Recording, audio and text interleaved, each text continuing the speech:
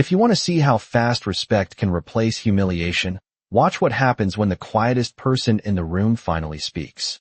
The private dining room sat high above Manhattan, wrapped in glass and gold light, where every reflection looked polished and expensive, where every voice carried just enough confidence to sound like authority, and where Maya Brooks knew, the moment she stepped inside, that she did not belong. Her shoes were clean but worn at the edges, her coat simple, her presence out of place among tailored suits that probably cost more than her monthly rent, and yet she walked in anyway, one step behind Ethan Caldwell, the man who owned the building, the company, and, at least for now, the reason she was standing in a room like this at all. Conversations softened, not completely, but enough to shift the air, enough for glances to turn into stares, and stares into quiet judgments that didn't need words to be understood. Someone near the far end of the long glass table leaned toward another guest, whispering just loud enough to travel. "Is that his housekeeper?" A small, controlled laugh followed, the kind people use when they believe they're being discreet, but Maya heard it, every syllable landing heavier than it should have, because it wasn't just a question, it was a label. Ethan didn't slow down. He didn't look back. He simply reached his seat at the head of the table and gestured lightly to the chair beside him. "Sit," he said, his tone calm, measured, almost indifferent. Maya hesitated for half a second, not because she didn't understand the instruction, but because she understood everything else, the room, the people, the expectation that she would stay quiet, invisible, decorative at best, and then she sat. A server appeared almost instantly, placing water in front of her without making eye contact, as if acknowledging her directly might disrupt the balance of the room. The city lights shimmered beyond the glass walls, millions of stories unfolding outside, but inside this room, the story was already being written for her. She folded her hands in her lap, fingers brushing the edge of her sleeve, grounding herself in something familiar, something real, while the conversation around her resumed like she wasn't there. Numbers floated through the air, millions, projections, timelines, spoken with certainty, with ease, as if money itself obeyed the people at this table. Maya listened, not because anyone expected her to, but because she couldn't turn it off, because patterns formed in her mind the way they always had, quiet connections clicking into place beneath the surface of polished conversation. "We closed the deal by Q3, no later," a man across from Ethan said, his voice smooth, confident, the kind that assumed agreement before it was earned. "Risk is minimal." A few nods followed. Agreement came easily in rooms like this. Challenge did not. Maya's gaze flickered up for just a moment, then back down again, her silence intact, her presence still secondary, until another voice cut in, lighter, sharper. "Ethan," a woman said, tilting her head slightly, eyes sliding toward Maya with curiosity that didn't bother hiding itself. "You always surprise us, but this might be your boldest move yet." A pause, a smile that didn't quite reach her eyes. "Bringing your staff to a business dinner." The word staff lingered, stretched just enough to carry its meaning. A few people chuckled softly, the tension easing in their favor. Ethan leaned back in his chair, unfazed. "She's with me," he said simply, as if that explained everything, as if that should be enough. It wasn't. The woman's smile sharpened just a little. "Of course," she replied, then glanced back at Maya, her tone shifting from polite to pointed. "Well then, welcome. I hope you're enjoying the conversation." It wasn't an invitation. It was a test. Maya lifted her eyes slowly, meeting the woman's gaze for the first time, and for a brief second, something unreadable passed between them before Maya nodded once, quietly. "I am," she said, her voice calm, steady, controlled, the way someone speaks when they've learned exactly how much space they're allowed to take. The woman blinked, just slightly, then leaned back, satisfied enough to move on, but not done. Not yet.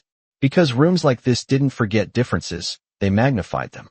The discussion returned to the deal, to numbers, to strategy, but now there was an undercurrent, subtle but present, a shared awareness that something unusual had entered their carefully curated space. Maya felt it in the pauses, in the way eyes drifted back to her and away again, in the assumptions being quietly reinforced with every passing second. She remembered what Ethan had told her earlier, just hours before they stepped into this building, his voice low, direct. Just stay quiet. Smile if you have to. That's it. A simple rule. A clear boundary. And Maya had agreed, because rules like that weren't new to her, because silence had always been safer than being misunderstood. But as the conversation deepened, as confidence turned into overconfidence, as the man across the table began outlining projections that didn't quite align, didn't quite hold under the weight of their own assumptions, something inside her shifted, not loudly, not dramatically, but enough. She recognized the pattern. She saw the gap, and she felt the room continuing forward, unaware of the flaw building beneath it. The man spoke again, reinforcing his point. The model accounts for everything, he said. We've covered all variables.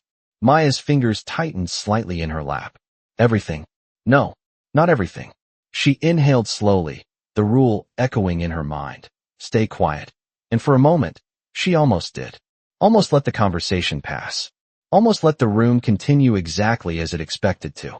But then the woman across the table leaned forward again, her eyes flicking toward Maya with a faint, amused curiosity. I'm curious, she said, her tone light but edged with something sharper. Do you even understand what we're discussing? The question landed gently, but its meaning did not. A couple of people smiled. Someone let out a quiet laugh. And just like that, the room decided who Maya was supposed to be. She felt it, clear and undeniable, invisible or insignificant. The rule said stay quiet. The room expected her to agree. Maya exhaled, lifted her head, and for the first time that night, she didn't look away. Maya held the woman's gaze for exactly 1 second longer than expected, just enough to shift the balance without raising her voice, just enough to make the laughter at the table fade into something uncertain. I understand enough, she said, calm and even, her tone carrying no edge, which somehow made it sharper. A brief silence followed, the kind that does not belong in rooms built on confidence. The man who had been leading the discussion leaned forward slightly, a polite smile forming as if to reclaim control. Then maybe you can tell us, he said, his voice smooth but testing, what you think we are missing. A few heads turned more directly now, no longer pretending she was invisible, curiosity replacing dismissal, but not yet respect. Maya felt the weight of the moment settle, not heavy, but precise, like a line drawn that could not be erased. She could still step back. She could still follow the rule. Stay quiet. Let it pass. But she had already crossed that line the moment she spoke. Your model assumes stability in supply over the next 2 quarters, she said, her eyes moving briefly to the tablet in front of the man, then back to his face. But your third supplier is already overextended. If they miss even 1 shipment, your margin drops by at least 12% and your timeline collapses. The room did not react immediately, which made it louder. The man blinked once, then leaned back slightly, his smile tightening. That is not accurate, he replied, quick, controlled. We have contingency plans. Maya nodded, not dismissing him, not challenging him directly, just continuing. Your contingency is dependent on a secondary vendor that has not scaled past regional distribution, she said. They cannot meet your volume without raising costs, and if they do, your projected savings disappear. Someone at the far end of the table shifted in their chair. Another glanced down at their notes. The woman who had questioned Maya earlier straightened just a little, her expression changing from amusement to something closer to attention. Ethan had not moved. He sat still, watching, his expression unreadable, but his focus no longer on the deal, no longer on the room, but on Maya. The man across from her let out a short breath, a small laugh meant to regain footing. That is a very specific analysis, he said. Where exactly are you getting that information? It was not a question of curiosity. It was a challenge. Maya met his gaze without hesitation. From the same place your data came from, she said. Only I kept reading after the summary. A pause. Not long, but long enough. A few people looked at each other now, subtle shifts in posture, in attention, as if recalibrating what they were seeing. The woman who had spoken earlier leaned forward again, her tone softer this time, but more deliberate. And what would you do differently, she asked. Maya's fingers relaxed slightly in her lap. This was no longer about defending herself. This was about clarity. Delay the close by 30 days, she said. Secure a 4th supplier with proven capacity, even if it costs more upfront. It stabilizes your long-term margin, and protects the deal from a single point of failure. The words settled into the space between them, not dramatic, not forceful, just correct. The man across from her did not respond immediately this time. He glanced down at his tablet, scrolling quickly, his earlier confidence now focused inward. Someone beside him leaned closer, whispering something under their breath. Another executive adjusted their glasses, eyes narrowing slightly as they reconsidered the numbers. The energy in the room shifted, not all at once, but steadily, like a tide turning. Maya did not speak again. She did not need to. The silence now worked in her favor. Ethan finally moved, leaning forward just enough to rest his hands on the table. "Run that scenario," he said, his voice calm but firm, directed at the man who had been leading the discussion. It was not a suggestion. It was an instruction. The man hesitated for a fraction of a second, then nodded, tapping quickly on his screen. The numbers began to update, projections shifting, margins adjusting, the clean lines of certainty bending under new variables. No one spoke while they watched. The city lights outside continued to glow, distant and indifferent, but inside, every detail felt sharper. Maya kept her gaze steady, not on the screen, not on the numbers, but on the space ahead of her, as if she had already seen the outcome. When the recalculation finished, the man's jaw tightened almost imperceptibly. He leaned back slowly, exhaling through his nose. "It drops," he admitted quietly. 12.4%. The number hung in the air, undeniable. The woman across from Maya did not smile this time. She studied her, openly now, no longer disguising her interest. "You said delay," she said. "You would risk the deal?" Maya shook her head slightly. "I would protect it," she replied. "Closing fast does not matter if it breaks later." Another pause, but this one felt different. Not empty. Full. The kind of silence that follows realization. The man who had questioned her earlier looked at Ethan, then back at Maya, something shifting behind his expression that had not been there before. Respect, reluctant but real. Ethan's gaze remained fixed on Maya, but there was something new in it now, something he had not expected when he told her to stay quiet, something that made the room feel smaller, and her presence larger at the same time. The rule had been simple: stay quiet. But as the numbers settled and the room adjusted around her, it became clear that silence had never been her limit. It had only been their assumption. The number lingered in the air like a quiet verdict, 12.4%, not just a miscalculation but a crack in the confidence that had filled the room minutes earlier, and for the first time that evening no one rushed to speak over it. The man who had led the discussion cleared his throat, adjusting his posture as if recalibrating himself along with the data. "We can revisit the supplier structure," he said carefully, no longer dismissive, no longer certain, his tone shifting from authority to consideration. Another executive leaned forward, tapping the edge of the table with a pen, eyes now focused on Maya instead of past her. "What was your name again?" he asked, not rudely, but with a directness that acknowledged something had changed. Maya lifted her gaze slightly. "Maya," she said. No title, no explanation, just her name. It was enough. The woman who had questioned her earlier studied her with new intent, her expression no longer amused but measured. "Maya," she repeated, as if testing the weight of it. "You mentioned a fourth supplier. Do you already have one in mind?" The question carried something different now, not a trap, but an invitation. Maya paused for half a second, not because she needed time, but because she understood what answering meant. She was no longer breaking a rule. She was stepping into a space that had not been offered to her before. "Two options," she said calmly. "One in Ohio with proven capacity but higher initial cost, and one in Arizona that is scaling fast but would need a phased integration. The first protects your timeline. The second gives you flexibility if you are willing to manage the risk." A silence followed again, but this time it felt intentional, as if the room was listening instead of waiting. Someone near the middle of the table nodded slowly, processing.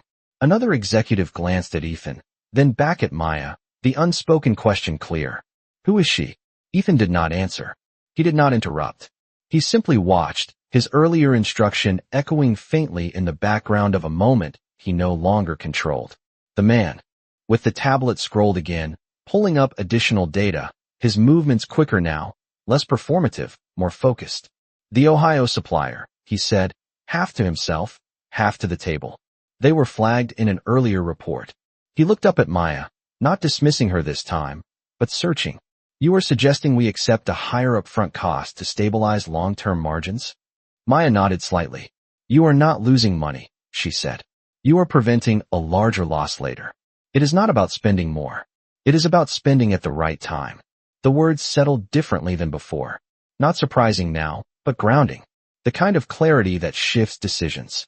The woman across from her leaned back slowly, folding her hands on the table, her earlier tone completely gone. That is not something you learn from cleaning floors, she said, not unkindly, but directly, her curiosity now fully visible. The room did not laugh this time. No one smiled. They waited. Maya did not flinch. She did not rush to explain or defend. She simply met the woman's gaze with the same calm steadiness she had carried since the moment she spoke. No, she said quietly. It is not. Another pause, but this one carried weight, expectation, something closer to respect. Ethan shifted slightly in his chair, just enough to signal presence, but not enough to interrupt. He had brought her here under one condition. Stay quiet. Now he was watching that condition dissolve in real time, replaced by something he had not anticipated. The man at the head of the analytics team leaned forward again, his voice lower now, more deliberate. Where did you learn this? He asked. It was not skepticism anymore. It was recognition. Maya's fingers brushed lightly against the edge of the table, grounding herself not in the room, but in something beyond it, something older than this moment. From doing the work, she said simply. It was the truth, but not the whole truth. And for a moment, that was enough. The room accepted it, or at least chose not to challenge it further. But the question lingered, not in words, but in the way people looked at her now, trying to reconcile what they saw with what they had assumed. A server quietly refilled glasses, the soft sound of water breaking the tension for a second before it settled again. Outside, the city continued without pause, but inside, everything had slowed, focused, sharpened around a single presence that had not been invited to lead, but now could not be ignored. Ethan finally spoke, his voice cutting through the quiet with a controlled calm. We adjust the model, he said. We explore the Ohio option, and we build contingency around it. It was a decision, clear and immediate, shaped by a voice that had not been part of the plan. No one objected. No one pushed back. The shift was complete. The deal, the strategy, the direction of the conversation had all been altered, not by the loudest voice in the room, but by the one that had almost remained silent.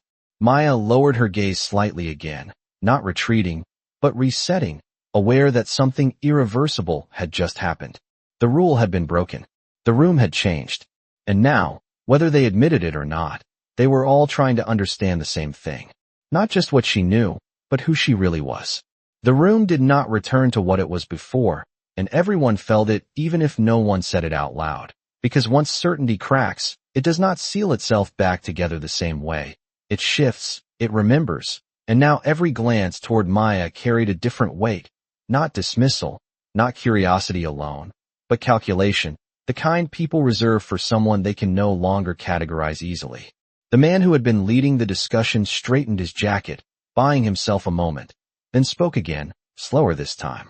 We will need to run full scenario comparisons before making any final adjustments, he said, choosing his words carefully, aware now that every statement might be measured against a standard he had not anticipated. Another executive nodded, tapping notes into a tablet, but his eyes flicked up toward Maya more often than the screen, as if verifying something unspoken. The woman across from her leaned forward again, not to challenge, but to understand. You said you have 2 supplier options, she said, her tone even. How long would it take to onboard the Ohio one at scale? Maya did not hesitate. 3 weeks if contracts move without delay, she answered. 4 if legal adds revisions. But you would gain stability for the entire fiscal year. The woman nodded slowly, absorbing the response, then glanced at Ethan. You have not introduced her, she said, not accusing, but direct. The question landed differently now, no longer casual, but necessary. Ethan's jaw tightened almost imperceptibly, a small shift that would have gone unnoticed earlier in the evening, but now every detail mattered. He looked at Maya for a fraction of a second, then back at the table. She works with me, he said. It was technically true. It was also incomplete. The room felt the gap immediately. The man with the tablet leaned back, folding his arms loosely, his earlier confidence replaced by a more cautious interest. "Works with you how?" he asked. Not confrontational, just precise.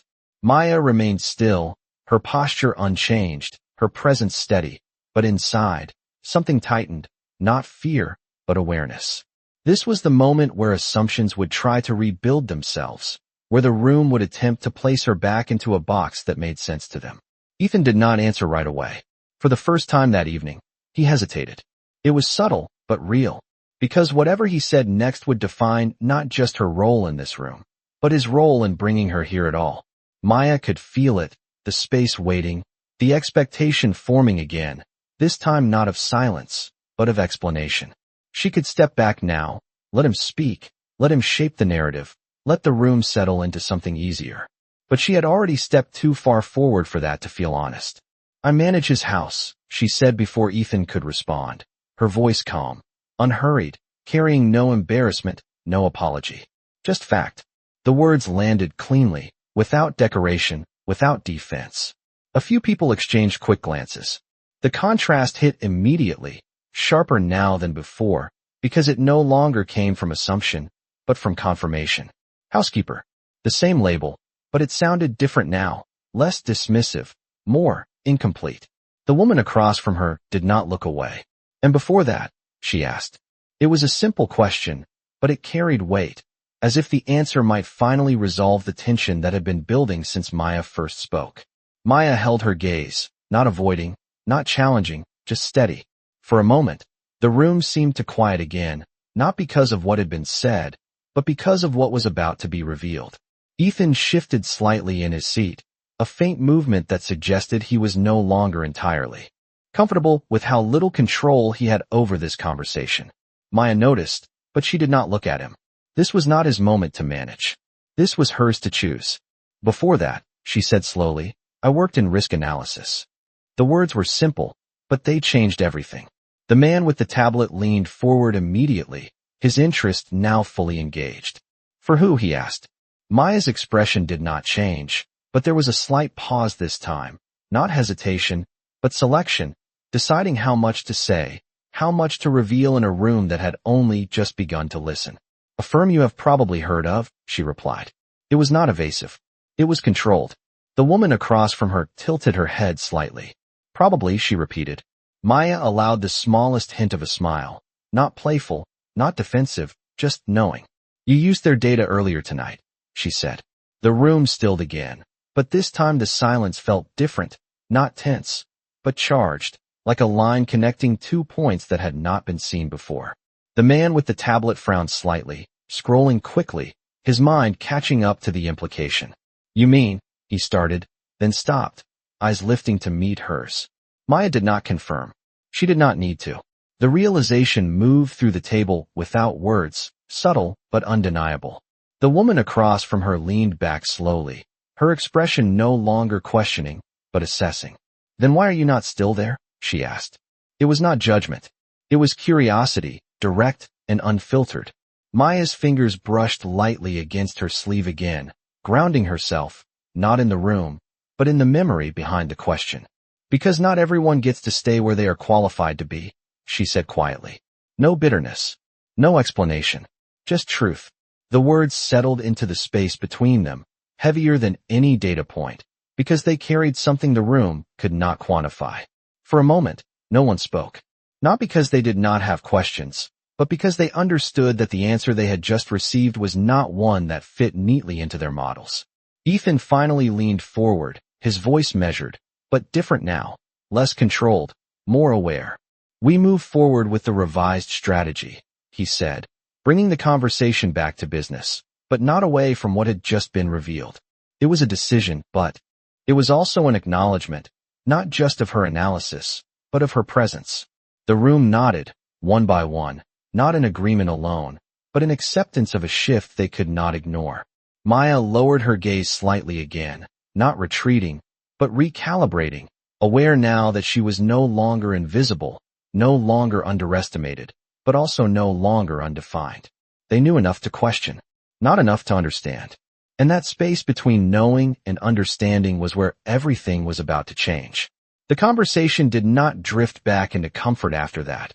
It sharpened, focused, as if every word now carried consequence. Because once the room understood that Maya was not who they thought she was, they also realized they had already revealed who they were, and that realization sat quietly between them, impossible to ignore.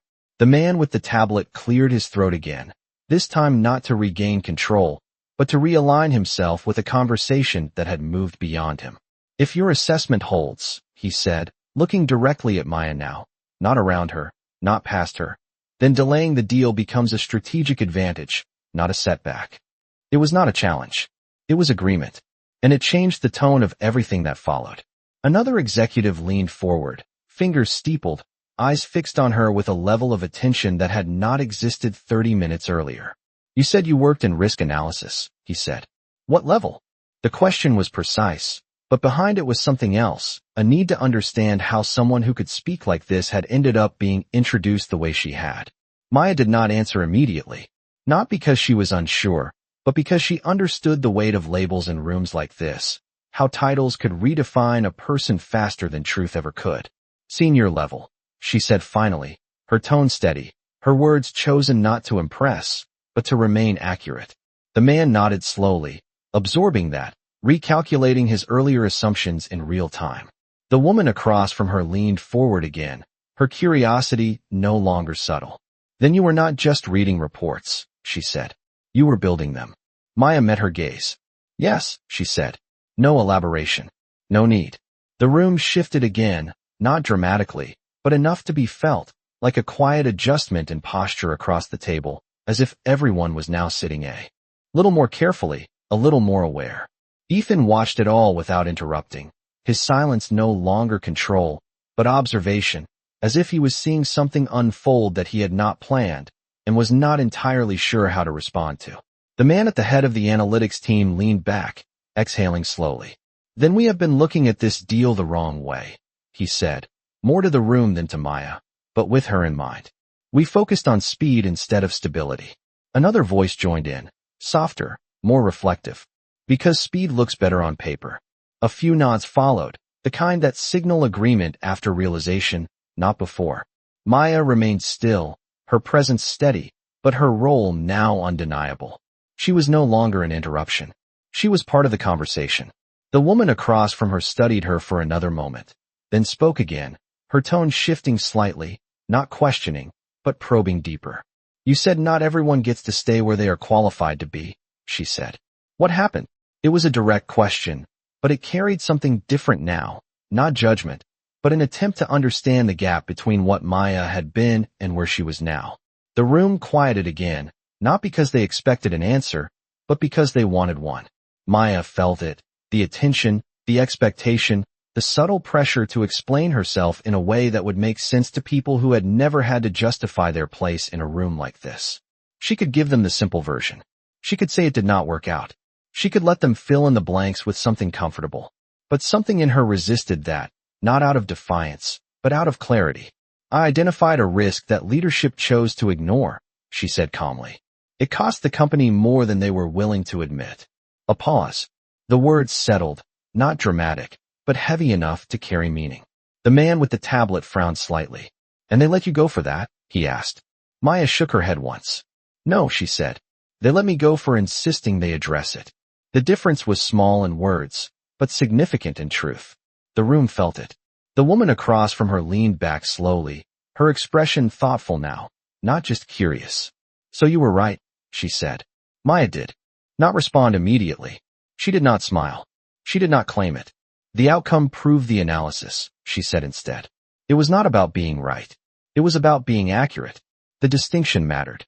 Ethan shifted again, his gaze still on Maya, but now there was something else in it, something quieter, something closer to recognition than surprise. He had brought her here as someone who worked for him.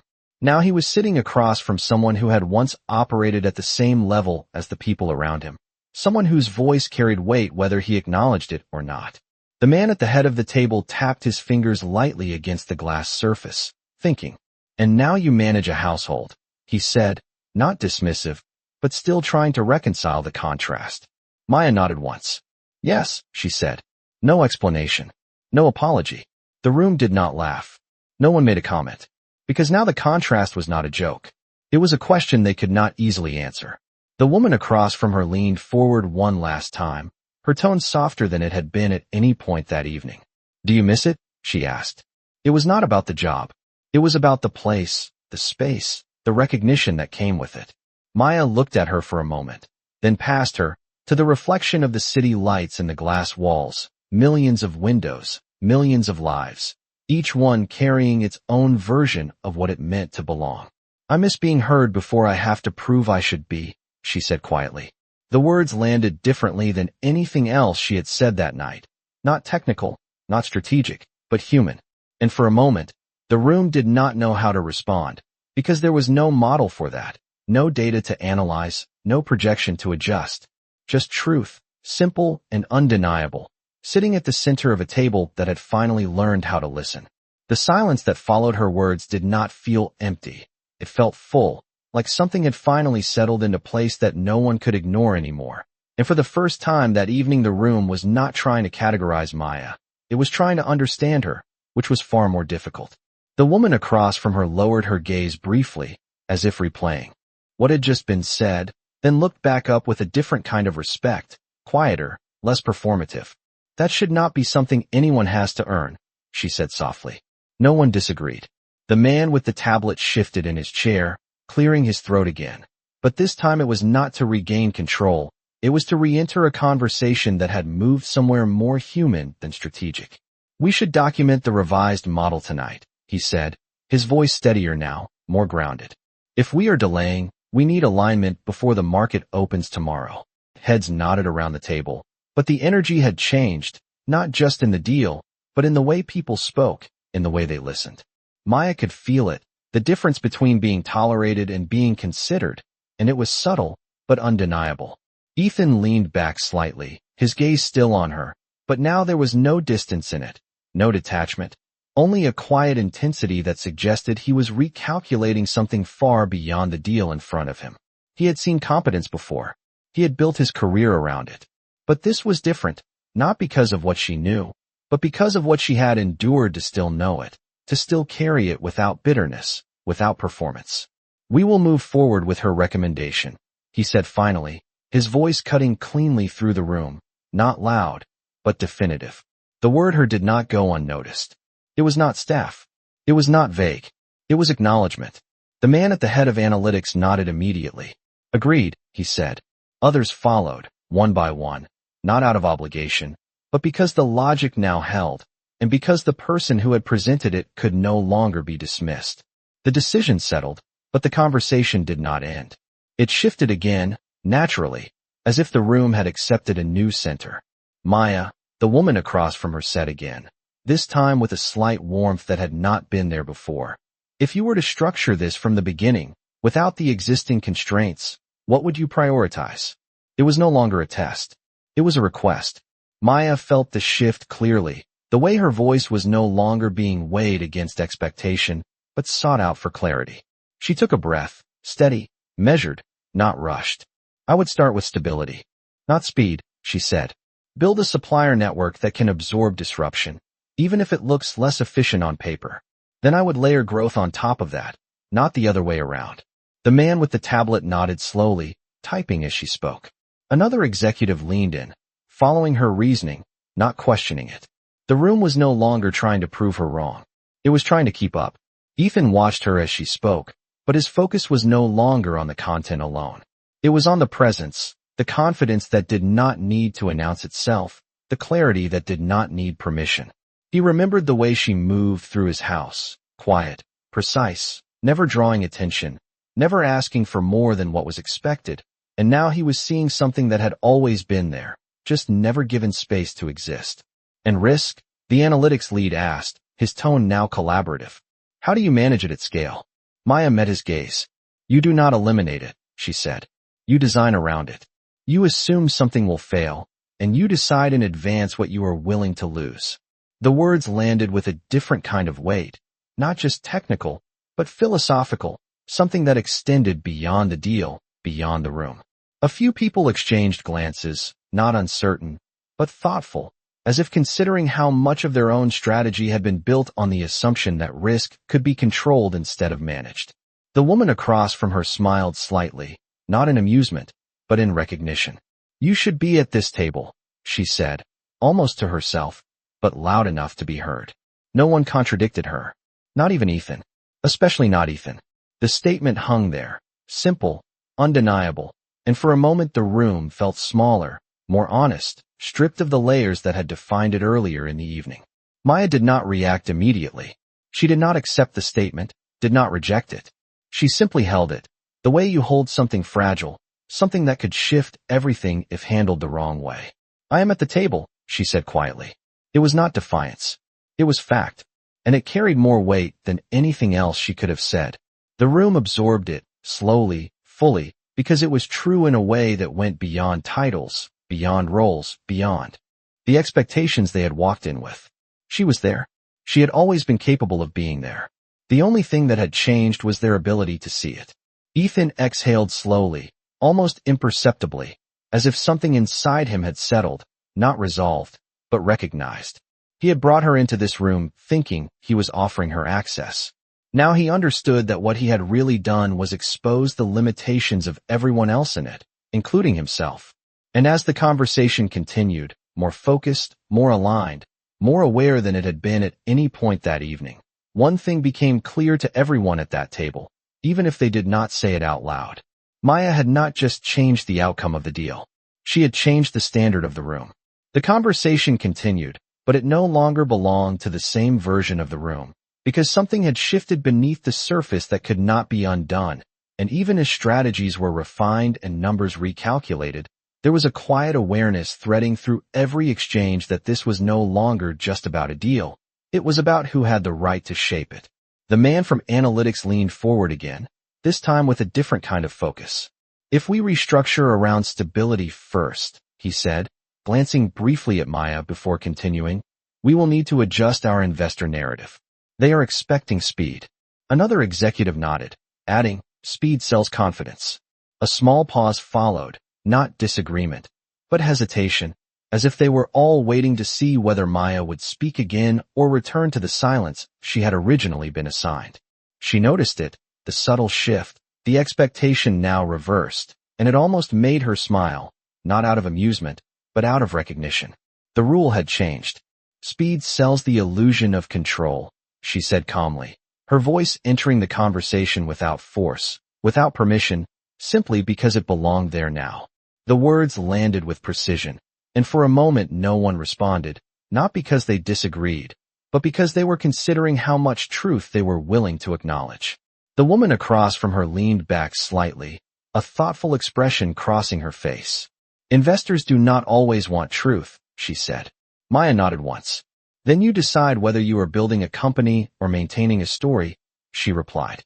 The room went still again, not tense, but reflective, the kind of silence that follows a statement that reaches beyond numbers and into something more fundamental.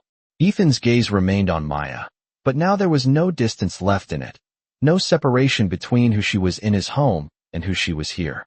The two had merged, and he was only just beginning to understand that they had always been the same person. The man with the tablet tapped lightly on the screen, then looked up. "If we follow this approach," he said, "we will need someone to lead the transition.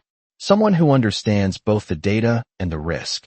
He did not say Maya's name, but the implication hung clearly in the air. A few people exchanged glances, not dismissive, but cautious, as if acknowledging the logic while still adjusting to the reality of it. The woman across from her did not hesitate. "She already is," she said simply. The statement was quiet, but it carried authority, not because of her position, but because of what had been demonstrated in the last hour. Ethan shifted slightly, his hand resting on the table, his expression composed, but something in his posture had changed, less rigid, more open, as if he was no longer holding on to the role he had assigned himself at the beginning of the evening. "This is not her responsibility," he said, his tone measured, but there was something underneath it, not dismissal, but protection, or perhaps uncertainty. The woman turned her gaze toward him. "It already is," she replied, not confrontational, just factual. "Whether you acknowledge it or not." The words settled between them, not creating conflict, but revealing one. Ethan did not respond immediately. For a moment, the room watched him, not as the authority, but as someone who now had to decide how to respond to a reality he had not anticipated. Maya felt it too, the shift in focus, the way the conversation had subtly turned toward him, toward his role in all of this. She could remain silent again. She could let him define it. But something in her resisted that, not out of defiance, but out of clarity. "I am not here to take anything," she said quietly, her voice steady, grounded. "I am here because the problem needed to be solved." The statement redirected the moment, not away from tension, but toward purpose, and it reminded the room why they had been listening to her in the first place. The man from analytics nodded slowly. "And you solved it," he said. "Not praise. Recognition." Maya shook her head slightly. "It is not solved yet," she replied. "It is just visible now." The distinction mattered, and the room felt it. Because visibility changes responsibility, and now that they could see the flaw, they could no longer ignore it. The woman across from her leaned forward again, her tone softer, but clear. "Would you stay involved?" she asked. It was not framed as an offer. It was a question of possibility, of what could happen if the room chose to evolve instead of retreat. Maya did not answer immediately. She glanced briefly at Ethan, not seeking permission, but acknowledging the reality of her position, the complexity of what had brought her here. Then she looked back at the table. "That depends," she said. The room waited. "On whether you want insight," she continued, "or just validation."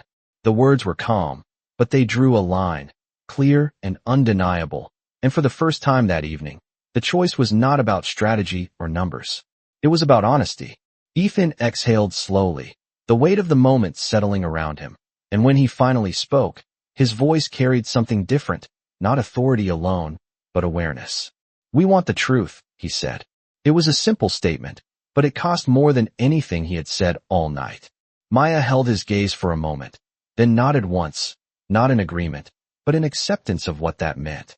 And as the conversation moved forward, deeper, more deliberate, one thing became clear in a way that could not be reversed. This was no longer a room deciding whether Maya belonged. It was a room deciding whether it was ready for someone like her to stay. The room did not rush past the moment after Ethan said it, because truth, once invited in, does not arrive quietly. It settles, it demands space, and now every person at that table understood that whatever came next would not follow the same rules they had walked in with. The man from analytics adjusted his glasses, looking from Ethan to Maya, then back again, as if confirming that the shift was real and not just a temporary disruption. "Then we need to redefine the timeline," he said slowly. "Not just delay it, but rebuild it with a new structure in mind." His voice carried a different tone now, less about presenting and more about aligning, as if he was no longer leading the room, but participating in it. Another executive nodded, scrolling through projections, but pausing longer than before, checking assumptions instead of defending them. "If we adjust the supplier chain," she added, "we also need to communicate that shift without signaling instability." The word instability lingered, familiar, comfortable, something they had spent the entire evening trying to avoid. Maya noticed it immediately. "You are not avoiding instability," she said, her voice steady, cutting cleanly through the careful language. "You are managing it." The distinction landed with precision, and this time no one tried to soften it. The woman across from her leaned forward, her expression focused, engaged. "Then how do we communicate that without creating concern?" she asked. Maya did not rush her answer. She looked briefly at the glass walls, at the city beyond, at the movement that never stopped, never paused for uncertainty. "You tell them what you are protecting," she said, "not what you are delaying." A quiet pause followed, but it was not resistance, it was understanding forming in real time. The man with the tablet nodded slowly. "So instead of explaining the delay," he said, thinking out loud, "we position it as reinforcement." Maya met his gaze. "Exactly," she said. "You are not slowing down. You are strengthening the foundation." The words settled into the room, simple, but transformative, reframing the entire narrative in a way that felt not only logical, but clear. Ethan leaned forward slightly, his hands resting on the table, his attention fully aligned with hers now. "Draft the communication around that," he said, his voice calm but decisive, directing the room while acknowledging the source of the direction. No one questioned it. The shift had become complete.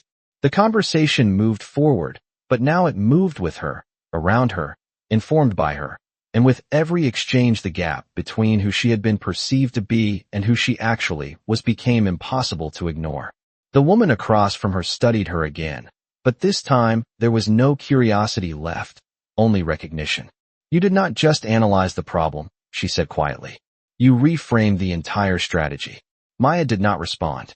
Immediately, she had not come here to prove anything, but she understood what had happened, how a single moment of clarity had expanded into something larger, something that had altered the trajectory of more than just a deal. The strategy was always there, she said finally. It just was not being seen. The statement carried weight, not because it was dramatic, but because it was true in more ways than one, and the room felt that too, even if they could not fully articulate it. The man at the head of analytics leaned back, exhaling slowly, his earlier certainty replaced by something more valuable, perspective. We missed it, he admitted. No one corrected him. No one needed to. Because now the conversation was no longer about defending decisions. It was about improving them. A server entered quietly, placing fresh plates on the table, but the usual rhythm of a business dinner did not return, the casual conversation, the polite distractions, none of it fit anymore. The room had moved past that. Maya noticed it, the way no one reached for their glass immediately, the way no one shifted the topic, as if they all understood that what was happening here mattered more than anything they had planned to discuss. Ethan watched her in that moment, not as someone he had brought into the room, but as someone who had changed it, and there was something in his expression now that had not been there before, not just respect, but something deeper, something closer to accountability. He had told her to stay quiet. He had underestimated her, not out of cruelty, but out of assumption, and now he was sitting in a room that had been reshaped by the very voice he had tried to limit. Maya, he said, his voice lower now, more personal, though the entire table could hear it. She turned her gaze to him. For a moment, the room seemed to narrow, the conversation pausing, not because it had ended, but because something else was about to begin. You should not have had to prove this tonight, he said. The words were simple, but they carried weight, acknowledgement, and something else, something like regret. Maya held his gaze, steady, calm, not dismissing the statement, but not absorbing it either. I did not do it for you, she said quietly. The words were not harsh. They were clear, and they shifted the moment again, from apology to understanding. Ethan nodded once, slowly, as if accepting not just what she had said, but what it meant. The room remained silent for a second longer, not uncomfortable, but aware, because now they were no longer just witnessing a shift in strategy, they were witnessing a shift in perspective, in power, in truth.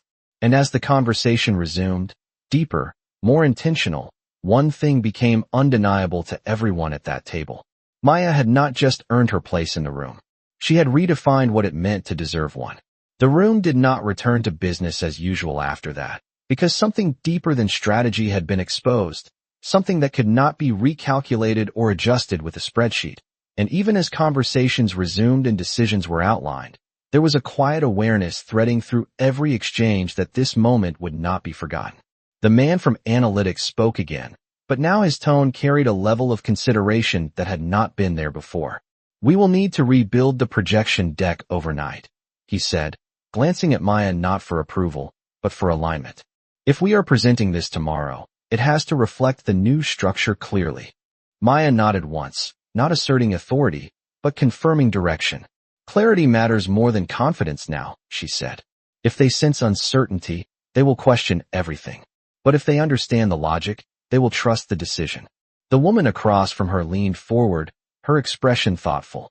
So we lead with reasoning, not reassurance, she said. Maya met her gaze. Reassurance without reasoning is what created the problem, she replied. The words landed without resistance, because now the room had learned how to hear them. Ethan watched the exchange closely, but his attention was no longer divided between leadership and perception. It was focused, intentional, as if he was no longer observing Maya as an exception, but recognizing her as a standard he had overlooked. Then we restructure the presentation, he said, his voice calm but firm. No inflated timelines. No unnecessary framing. Just the facts and the reasoning behind them. Heads nodded around the table, not out of obligation, but because the direction felt solid, grounded in something that had proven itself within the last hour. The conversation continued, but it moved differently now, more deliberate, more precise, as if every word was being chosen with awareness instead of assumption. Maya remained composed, her presence steady, but she could feel the shift in how the room interacted with her, not just listening, but integrating, not just acknowledging, but depending. It was subtle, but undeniable. The man with the tablet looked up again, his earlier hesitation replaced by focus. If we are moving forward this way, he said, we will need someone to oversee the transition directly. Someone who understands the vulnerabilities in the model. He paused, then added, someone who can anticipate what we might miss again. The implication was clear, and this time it was not left hanging. The woman across from Maya turned slightly toward Ethan. You already have that person, she said. The room did not react with surprise. It reacted with quiet agreement. Ethan did not answer immediately. He looked at Maya, not evaluating, not questioning, but considering something more complex, something that went beyond the decision in front of him. This was not what I brought her here for, he said finally, his tone measured, but not dismissive. It was an honest statement, not a refusal, but an acknowledgement of how far the situation had shifted beyond his expectations. Maya heard it clearly, and for a moment, the room felt the tension return, not sharp, but present, the kind that comes when truth meets uncertainty. She could remain silent. She could let the room interpret his hesitation. But she had not remained silent before, and she did not now. You did not bring me here for this, she said calmly. But that does not change what needs to be done. The words were steady, not confrontational, but grounded, and they redirected the moment away from intention and back toward purpose. The man from analytics nodded slowly. She is right, he said. The role exists whether we assign it or not. Another executive added quietly, and we have already seen who can fill it. The room settled again, not divided, but aligned, because the logic was no longer abstract. It had been demonstrated, clearly, undeniably. Ethan exhaled slowly, his gaze still on Maya, but now there was no hesitation left in it, only recognition. Then we move forward, he said, with her involved. The statement was simple, but it carried weight, not just as a decision, but as an acknowledgement of everything that had led to it. No one questioned it. No one needed to. The conversation shifted again, now focused on execution, timelines, responsibilities, but Maya could feel the difference in how her presence was woven into it, not as an addition, but as a necessity. The woman across from her leaned slightly closer, her voice softer now, more personal. You changed more than the deal tonight, she said. Maya looked at her, steady calm. The deal was always going to change, she replied. The question was whether anyone would notice in time. The woman held her gaze for a moment, then nodded, not in agreement alone, but in understanding. Around the table, discussions continued, but the tone had shifted permanently, less about maintaining appearances, more about confronting reality, less about hierarchy, more about clarity.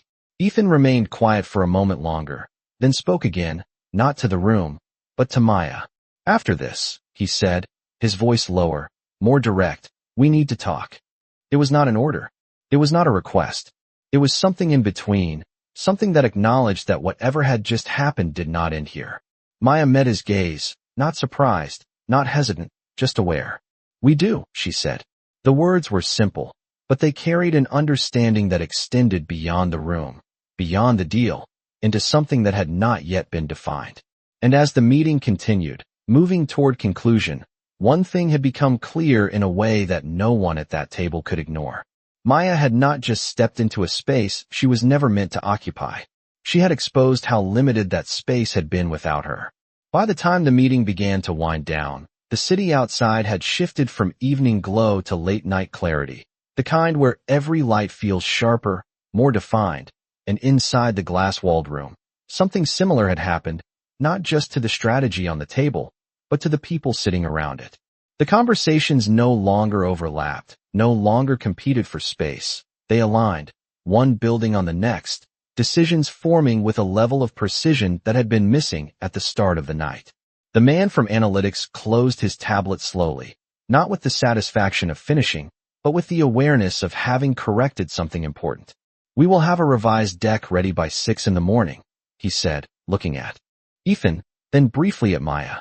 "I will incorporate everything discussed here." Ethan nodded once. "Send it directly to me," he said. Then, after a brief pause, he added, "And to Maya." The addition was small, almost casual, but it carried weight that no one in the room missed. No one questioned it either. The shift had already been accepted. The woman across from Maya gathered her notes, but her attention lingered. "I would like your input before we finalize the investor messaging," she said, her tone no longer formal, but intentional. "If you are available." Maya inclined her head slightly. "I will review it," she said. No hesitation. No need to prove anything further. The room had already seen enough. Chairs began to move subtly as people prepared to stand, but no one rushed, as if they all understood that the evening had not just been productive, it had been transformative in a way that did not happen often, and certainly not by accident. The man who had initially questioned her earlier in the night approached her first, his posture more open than before, his expression thoughtful. "You were right," he said simply. It was not an apology, but it was not far from one. Maya met his gaze, steady, calm. "The numbers were," she replied. It was not about personal validation. It was about accuracy. He nodded once, accepting that distinction, then stepped back, giving space not out of habit, but out of respect. Others followed, not with grand gestures, but with small acknowledgments, a nod, a brief comment, a moment of eye contact that said more than words. The woman across from her stood last, her presence still composed, but now carrying a different kind of warmth. "You reminded us of something we should not have forgotten," she said. Maya looked at her, waiting. The woman smiled slightly, not out of politeness, but out of recognition. "That insight does not belong to a title," she finished. Maya held her gaze for a moment, then nodded once. "It never did," she said. The statement settled between them, not as agreement, but as understanding. One by one, the executives left the room, their conversations quieter now, more reflective, as if each of them was carrying a piece of the evening with them, something that would follow them beyond this building, beyond this deal. Soon, only two people remained at the table. Ethan stood near the window, looking out at the city, his hands in his pockets, his posture relaxed in a way that had not been present earlier in the night. Maya remained where she was for a moment, allowing the silence to settle, not uncomfortable, but necessary, the kind that comes after something significant has shifted and both people know it. Finally, she stood, adjusting her coat slightly, the same coat that had marked her as out of place when she first walked in, but now felt like something else entirely, not a symbol of difference, but of distance traveled. Ethan turned slowly, his gaze finding hers immediately. No hesitation, no uncertainty. For a moment, neither of them spoke. The room no longer needed words to define what had happened. "I was wrong," he said finally. The words were direct, unguarded, carrying none of the control he had maintained earlier in the evening. Maya did not react immediately. She had expected something like this, but not because she needed it. Because it was inevitable. "About what?" she asked, her tone calm, not confrontational, but clear. Ethan took a breath, not because he was unsure, but because he understood the weight of the answer. "About what you were capable of," he said. A brief pause. "And about what you needed from me." Maya studied him for a moment, not searching for sincerity, but recognizing it. "I did not need anything from you," she said quietly. The words were not harsh. They were honest. Ethan nodded slowly, accepting that without defense. "I know that now," he said. The admission settled between them, not as tension, but as clarity. The city lights reflected in the glass behind him, millions of points of movement, of life, of possibility, and for the first time that night, the room felt larger instead of smaller. "Then why did you bring me?" Maya asked. It was not an accusation. It was a question that had been waiting since the moment she stepped into the room. Ethan did not look away. "Because I trusted you," he said. "Just not in the right way." Maya considered that, the difference between trust and understanding, between recognizing reliability and recognizing capability. "And now?" she asked. Ethan's expression shifted slightly, not uncertain, but open in a way that had not been there before. "Now I am trying to understand what I should have seen from the beginning," he said. The words were simple, but they carried something deeper, not just about her, but about him, about the way he had moved through the world assuming he understood it, only to realize how much he had overlooked. Maya held his gaze for a moment longer, then nodded once, not in agreement, but in acknowledgement of where they were now. Understanding takes time, she said. So does seeing clearly. Ethan exhaled quietly, a faint smile touching his expression, not out of amusement, but out of recognition. Then I suppose I have some catching up to do, he said. Maya allowed the smallest hint of a smile in return, not because everything had been resolved, but because something had begun, something neither of them had planned, but both of them now understood could not be ignored. And as they stood there, the city stretching endlessly beyond the glass, one thing was certain in a way that did not need to be spoken. What had started as a single evening, a single decision, had turned into something far larger, something that would not end when they walked out of that room, but would follow them into everything that came next. The elevator ride down was quiet, but not empty, the kind of silence that follows a moment too significant to be filled with casual words. And as the doors closed behind them, sealing off the glass room and everything it had revealed, Maya stood with her hands loosely at her sides, steady, grounded, while Ethan remained a step away, his reflection faint in the polished steel walls, both of them carrying the weight of what had just unfolded. The city lights flickered through the narrow seams of the elevator doors as it descended, each floor passing like a quiet marker of distance, not just from the meeting, but from the version of themselves that had walked into it. Ethan glanced at her once, then away, as if organizing his thoughts, not out of hesitation, but out of care, understanding now that this conversation mattered in a way he had not anticipated. You did not have to say yes, he said finally, his voice low, steady, not breaking the silence, but entering it. Maya turned her head slightly, meeting his reflection rather than his eyes directly. To coming tonight? She asked. Ethan nodded once. To any of it, he said. The elevator continued its descent, smooth, controlled, unaffected by the shift in the space it carried. Maya considered his words for a moment, not searching for meaning, but recognizing it.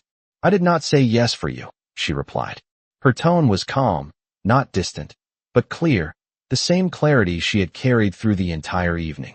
Ethan exhaled quietly, a small acknowledgement, not of surprise, but of understanding. I'm starting to see that, he said.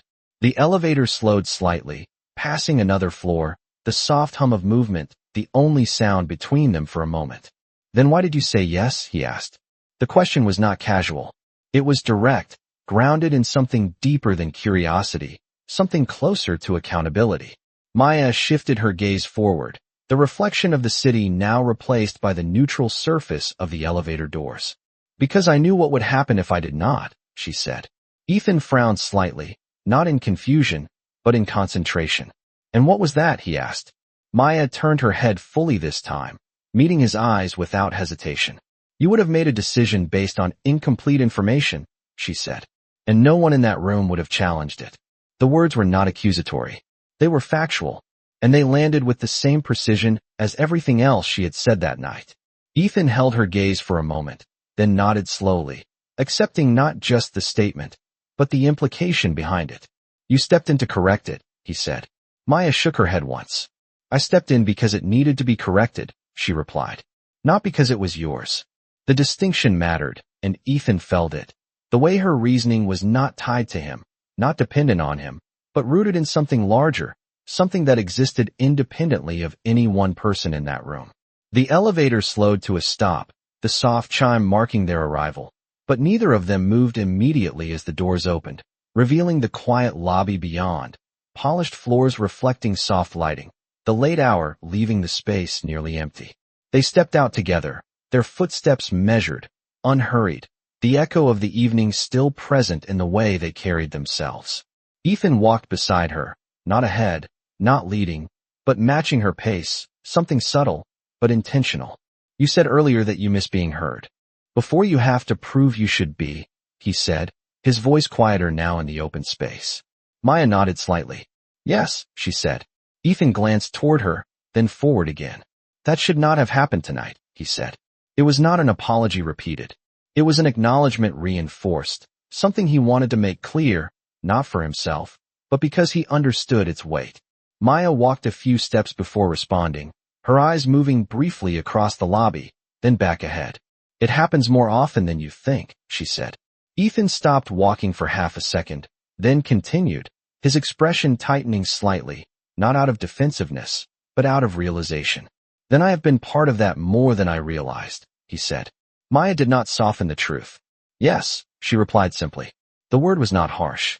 It was honest, and it settled between them with a clarity that did not need explanation. They reached the entrance, the glass doors reflecting the city beyond, the night air visible in the faint movement of light and shadow outside.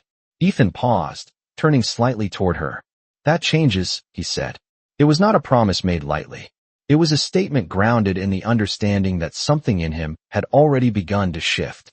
Maya studied him for a moment, not questioning his intention, but recognizing the complexity of what he was saying. Change is not something you decide once, she said. It is something you choose repeatedly. Ethan nodded, the weight of her words settling into something deeper than agreement. Then I will keep choosing it, he said. Maya held his gaze for a moment longer, then gave a small, almost imperceptible nod, not as approval, but as acknowledgement of where they stood now, at the edge of something new, something undefined, but real. Outside, the city moved as it always did, fast, relentless, indifferent to the quiet transformations happening inside it. But for Maya and Ethan, the night had become something more than just another moment in time. It had become a turning point, not marked by a grand event, but by a shift in understanding, in perspective, in the way they saw each other and themselves. And as they stepped out into the night, side by side, not as employer and employee, not as roles defined by expectation, but as two people standing in the space between what was and what could be, one thing remained certain in a way that did not need to be spoken. This was not where the story ended. It was where it finally began. The night air felt different once they stepped outside, not colder, not warmer, but clearer, as if something had shifted not just inside the building, but inside them.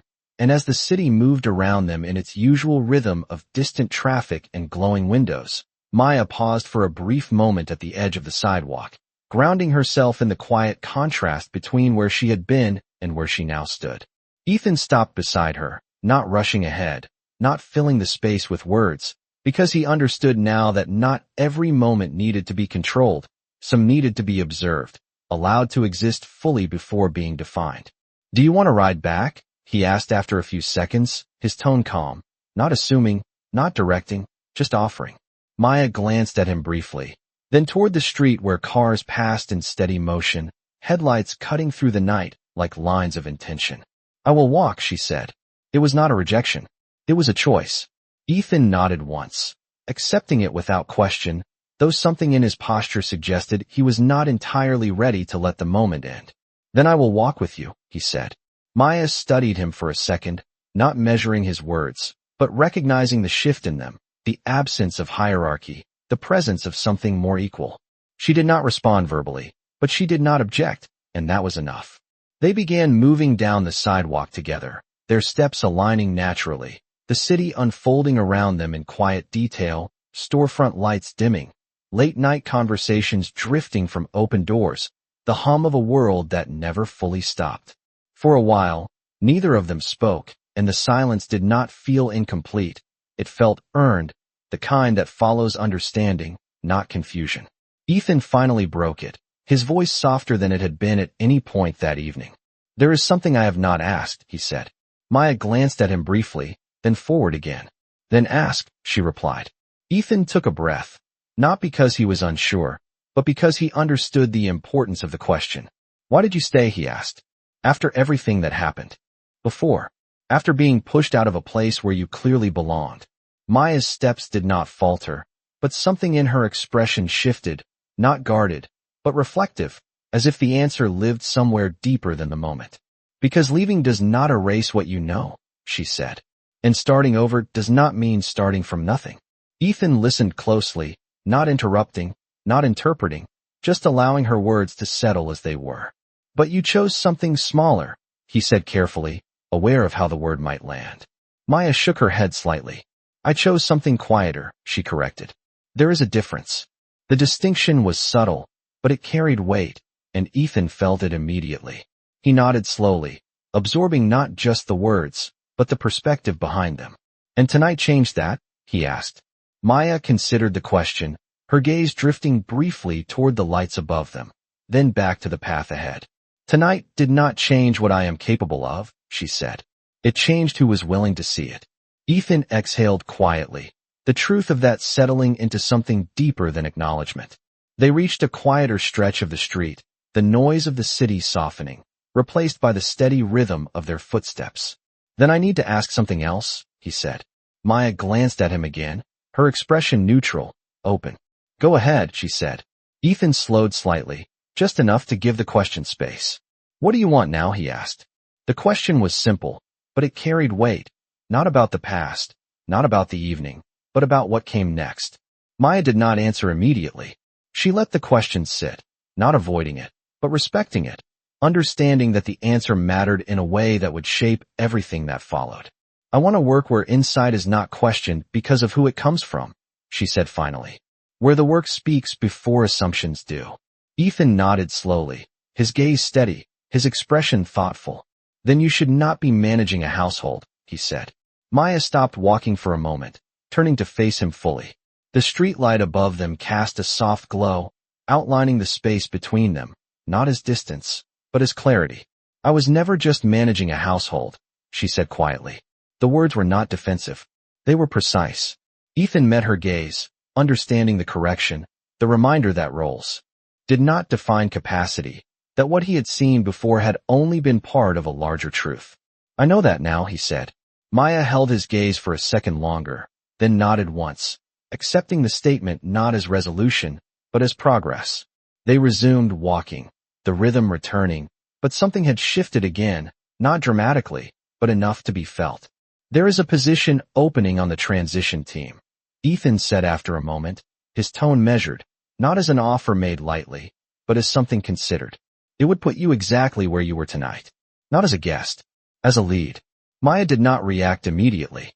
She let the words settle, not because she doubted them, but because she understood what accepting them would mean, not just professionally, but personally, stepping back into a space that had once pushed her out. "And what would that change?" she asked. Ethan did not hesitate. "Who gets heard?" he said. The answer was simple, but it carried the weight of everything that had happened that night.